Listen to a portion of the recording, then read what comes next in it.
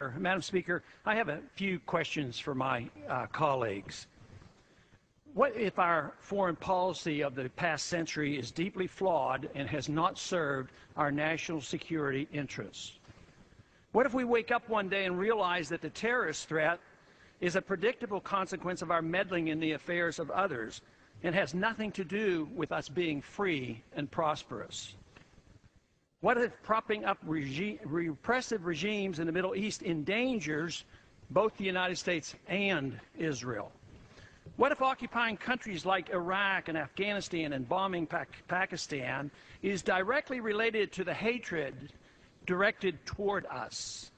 What if someday it dawns on us that losing over 5,000 American military personnel in the Middle East since 9/11 is not a fair trade-off for the loss of nearly 3,000 American citizens, no matter how many Iraqi, Pakistani, and Afghan people are killed or displaced?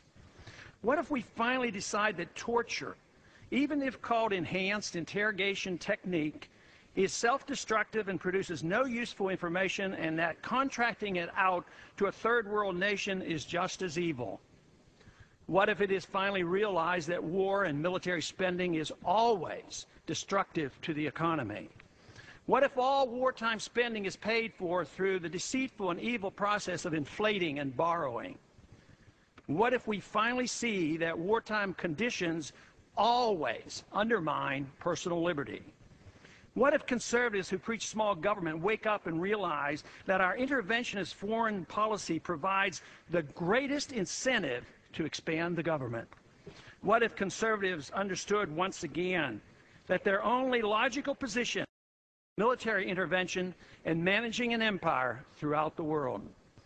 What if the American people woke up and understood that the official reasons for going to war are almost always based on lies and promoted by war propaganda in order to serve special interests? What if we as a nation came to realize that the quest for empire eventually destroys all great nations? What if Obama has no intention of leaving Iraq? What if a military draft is being planned for the wars that will spread if our foreign policy is not changed? What if the American people learn the truth, that our foreign policy has nothing to do with national security, that it never changes from one administration to the next? What if war and preparation for war is a racket serving the special interests? What if President Obama is completely wrong about Afghanistan and it turns out worse than Iraq and Vietnam put together? What if Christianity actually teaches peace and not preventive wars of aggression? What if diplomacy is found to be superior to bombs and bribes in protecting America?